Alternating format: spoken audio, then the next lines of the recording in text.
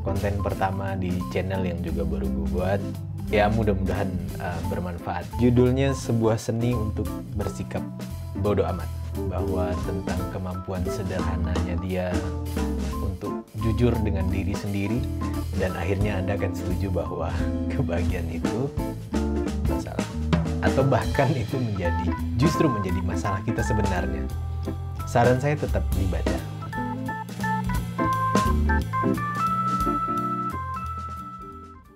Hai semua, perkenalkan saya Lando. Ini konten pertama di channel yang juga baru gue buat.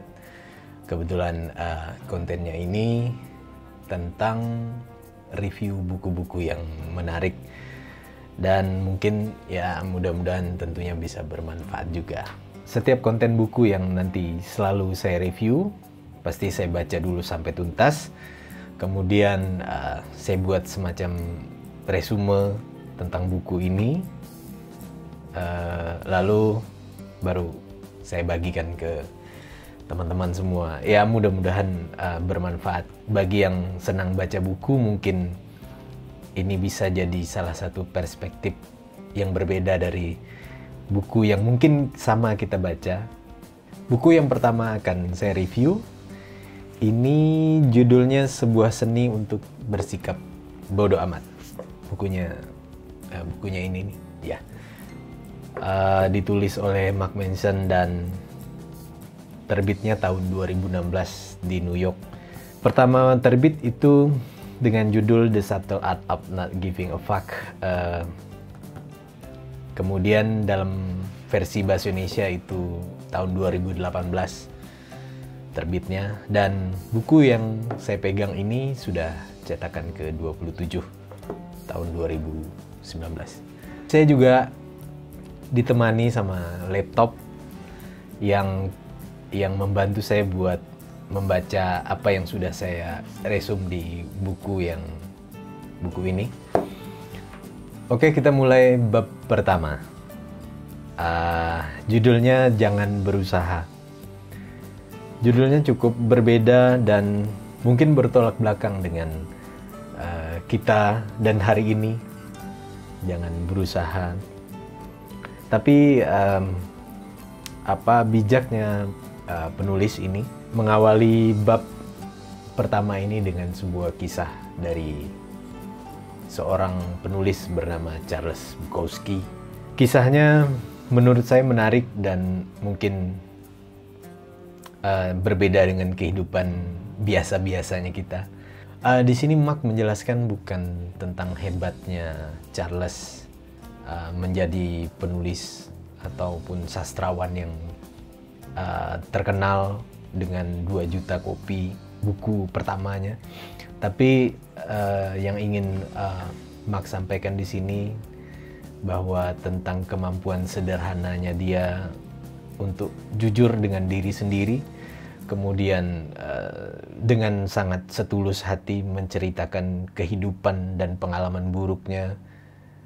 Di bab ini jangan berusaha. Ini resume yang saya punya. Bab ini menuntun kita untuk memahami bahwa untuk berhenti terobsesi mewujudkan banyak harapan hidup kita, sederhanakan kembali apa yang lebih penting yang patut diperjuangkan dan yang kita miliki. Jika kita satu saat salah, itu jangan pernah menjadi masalah perasaan yang bersalah berkepanjangan. Mulai mengakui saja kesalahan yang menyakitkan itu, lalu mulai masa bodoh dengan rasa sakitnya, ataupun hal-hal yang menghalangi, dan lanjutkan perjuangan. Jangan berusaha, itu menjadi bab pertama yang seru. Kalau Anda baca, Anda akan menikmatinya karena Mark memberikan gambaran yang luas sekali, kemudian dipertajam, di tengahnya sangat dipertajam sekali, dan ya Anda pasti akan menikmati. Kemudian kita masuk bab 2, kebahagiaan itu masalah. Persis sama, kata-katanya sangat bertolak belakang.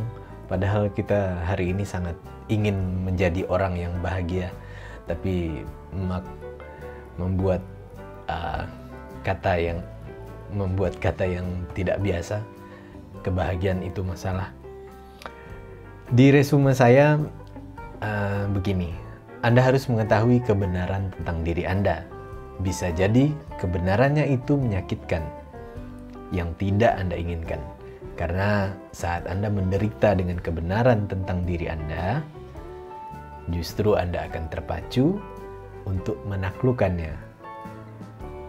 Masalahlah yang membuat kita hidup dan bahagia. Jadi jangan pernah disangkal atau menyalahkan orang lain tentang kebenaran yang tidak kita inginkan tadi.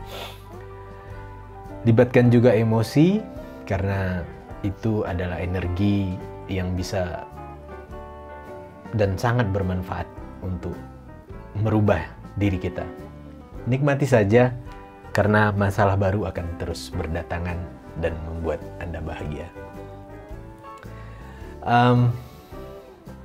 Yes or no, tapi ya ini kalau Anda baca lengkap di bab kedua, kita akan dibolak-balikkan oleh kata-kata Mark berikut dengan pengalaman-pengalaman, bahkan kisah-kisah yang dituliskan di buku ini. Dan akhirnya Anda akan setuju bahwa kebahagiaan itu masalah. Ya, bab 3. Sekarang kita masuk bab 3 dan judulnya masih kurang menyenangkan menurut saya, karena Anda tidak istimewa. Itu judulnya, Anda tidak istimewa. Oke. Resume saya, kesadaran tentang keistimewaan yang Anda miliki tanpa upaya yang gigih itu hanya hayalan agar membuat Anda terlihat istimewa. Bahkan bisa jadi merasa tinggi. Tapi bukanlah itu bukan kebahagiaan. Berhentilah menyembunyikan masalah dengan rasa istimewanya Anda, karena masalah kita bukan hanya kita sendiri yang mengalaminya. Semua orang pun juga mengalaminya, dan mungkin bahkan bisa diselesaikan. Karena untuk benar-benar menjadi istimewa, kita butuh waktu dan energi yang besar, padahal waktu kita hanya sebentar. Dan yang berhasil menjadi istimewa atau menjadi orang-orang yang unggul di hari ini, di dunia ini, itu bukan karena mereka istimewa, atau bahkan mungkin bukan karena mereka merasa istimewa, tapi karena mereka terus berusaha memperbaiki. Itu resume saya di bab ini, dan kadang-kadang untuk menutupi kekurangan atau bahkan kebodohan kita, kadang-kadang kita selalu melihatkan keistimewaan yang bisa jadi kita buat. Hanya kita buat. Kita kelihatan apa gitu. Tapi saran saya tetap harus dibaca karena ceritanya luar biasa. Oke, kita masuk ke bab 4, nilai penderitaan. Di awal ini juga masih sama, Mark ingin menjelaskannya di awal tetap dengan sebuah kisah. Ini kisah Perang Dunia Kedua. Ada satu tokoh yang sudah lama menghilang, prajurit Jepang yang kemudian kembali ke negaranya setelah 30 tahun. Dan dia akhirnya kecewa dengan negaranya hari itu, karena menurut dia sudah hilang nilai-nilai kehormatan, nilai-nilai apa. Resume saya di bab ini itu tentang nilai diri Anda yang Anda pegang teguh. Bab ini tentang kesadaran diri dan value Anda dalam melihat masalah, atau bahkan Anda mencari akar masalah yang Anda hadapi. Nah, setelah kita mendapatkan makna dan nilai di dalam diri kita, maka kita akan tahu bagaimana cara memandang masalah dan mengukur kesuksesan kita. Menurut saya, bisa jadi kegagalan itu karena memang cara kita atau mungkin nilai yang kita pegang teguh itu tidak begitu baik menurut kita. Jadi ketika ketemu permasalahan maka kita bisa jadi tidak begitu baik dalam menyelesaikan. Maka di bab ini mengulik tentang nilai-nilai yang sebenarnya ada di dalam diri kita. Apa sih? Apa yang ada di dalam diri kita? Apa nilai yang kita pegang teguh? Oke, bab 5. Anda selalu memilih. Resume saya, suka tidak suka di dalam hidup kita selalu memilih. Apakah itu baik atau buruk pada akhirnya, itu tetap pilihan kita. Tapi yang penting adalah kesadaran. Kesadaran akan tanggung jawab tentang pilihan kita. Kita tidak bisa selalu mengatur apa yang akan terjadi, ya. Tapi kita bisa mengendalikan cara kita menafsirkan segala yang terjadi dalam hidup kita dan cara kita meresponnya. Nah, di bab kelima ini sepertinya sudah mulai kita bertindak. Apa yang ada setelah kita tadi di bab 4 tentang nilai-nilai, kemudian saatnya kita memilih, mengontrol atau bahkan mulai merespon apa saja masalah yang akan kita hadapi. Dan itu ya pasti kita selalu bertemu dengan pilihan. Poin yang penting di sini adalah kesadaran untuk bertanggung jawab atas apapun yang kita pilih. Itu yang paling penting. Kemudian dengan nilai yang baik yang kita punya tadi, setelah kita memilih, setelah kita punya nilai tadi, maka kita akhirnya bisa mengendalikan masalah itu, tapi dengan cara menafsirkan segala apa yang terjadi dalam hidup kita, termasuk masalah itu. Kemudian bagaimana kita meresponnya. Ini keren banget ya. Gue kerennya sampai berapa kali ya, tapi ya emang keren sih. Sebaiknya Anda baca buku ini sampai tuntas. Mudah-mudahan akan terjadi sedikit perubahan, ada celah-celah kebaikan yang didapat dari buku ini. Bab 6. Sebenarnya di bab 6 ini gue nggak sanggup, tapi harus gue sampaikan bahwa bab 6 judulnya Anda keliru tentang semua hal.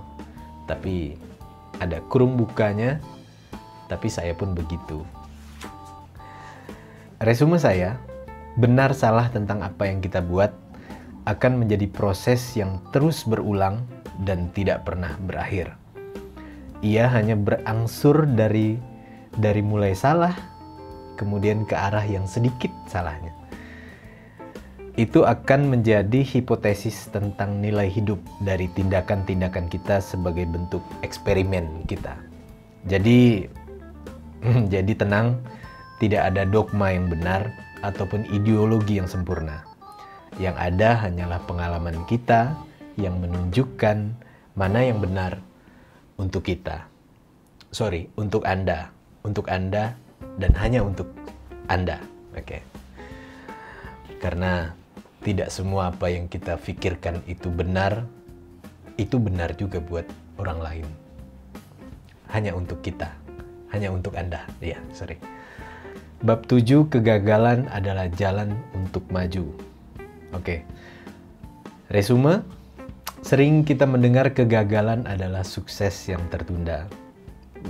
Persis sama dengan apa yang dibahas di bab ini, tapi sedikit Mark menambahkan bahwa tambahannya adalah ketakutan kita tentang gagal itu kebanyakan datang dari salahnya kita memilih nilai yang kita pegang.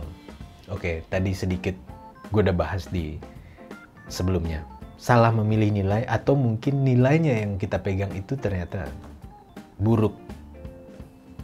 Sehingga saat bertemu masalah, kita selalu gagal. Kita hanya perlu merubah nilai di diri kita. Kemudian kegagalan, penderitaan, kekecewaan, bahkan mungkin kesedihan tidak selalu menjadi mental yang tidak kita inginkan. Kadang-kadang itu juga diperlukan untuk perkembangan jiwa. Tidak perlu disangkal, akui saja. Itu baik untuk kita. Oke, bab 8. Pentingnya berkata tidak.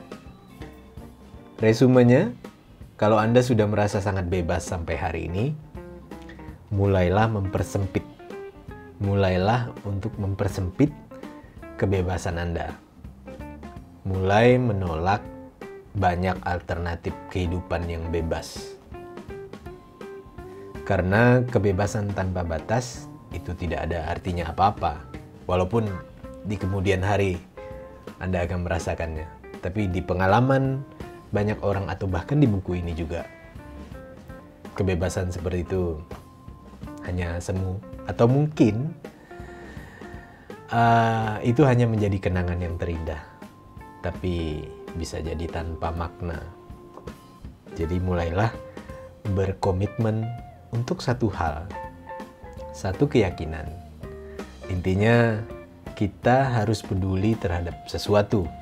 Ini intinya, kita harus peduli terhadap sesuatu, menghargai sesuatu. Dan salah satu cara menghargai sesuatu adalah menolak yang bukan sesuatu itu. Sampai di bab 8 pun saya masih menyarankan Anda untuk tetap membaca buku ini sampai tuntas. Ketika Anda tidak mengerti, mundur lagi kemudian baca lagi. Bab 9, ini bab terakhir. Ini yang paling top. Judulnya "Dan Kemudian Kita Mati". Nah, resume saya, mulailah berubah dari hidup yang Anda miliki sekarang. Kalau Anda seorang yang takut akan gagal, buang jauh. Kalau Anda pribadi yang takut menderita, jadilah tangguh untuk menderita. Maka jadi pribadi yang baru. Bertanggung jawab, bekerja keras, mulai peduli tentang sesuatu. Daripada kita selalu gelisah dengan rasa tidak aman atau mungkin beban di masa lalu. Karena hidup kita hanya sebentar. Apa yang bisa kita wariskan dari hidup kita setelah kita mati? Jangan salah memilih nilai hidup yang baik untuk diwariskan ataupun dikenang. Demikian resume buku atau review sedikit buku tentang Mark Manson, sebuah seni untuk bersikap bodoh amat. Terima kasih. Semoga ini bermanfaat. Nantikan juga konten-konten berikutnya. Dan kalau Anda suka dengan konten ini, jangan lupa di subscribe dan monggo di share. Mudah-mudahan bermanfaat. Terima kasih.